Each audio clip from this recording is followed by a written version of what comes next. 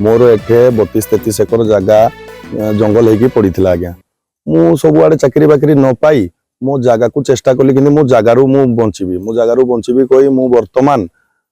यही जगार धान चाष करुचे आज्ञा 10 एकर रबी फसल बिरी मुग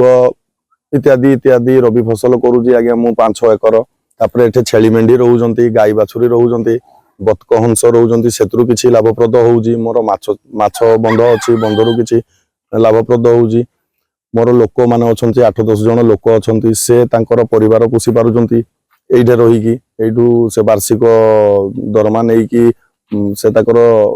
परिवार पोषण करि पारुजंती आउ द्वितीय रे जो चाकरी अपेक्षा निज जागा माटीरू निजे चेष्टा करिकी माने फसल बाड़ी करिबार तो बहुत भल कथा एठी हमर नीलांचल भाई लिपु भाई 32-33 एकर रे चाष करी से स्वावलंबी होती बंध पोखरी रे माछ चाष धान चाष पनीपरिया चाष इत्यादि सब करी सोलार सिस्टम से 10 एकर जगह सोलार सिस्टम करी से चाष को आगक नहीं हाथी मान सहित संघर्ष करी बारहा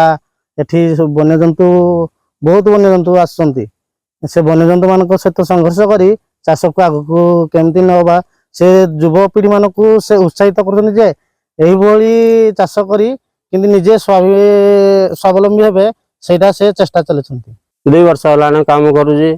दरम पत्र दउजदी हम 6 पिला खुटू हम पशु गाई चरौजो बगचावाड़ी काम करूजो चाष धंदा करूजो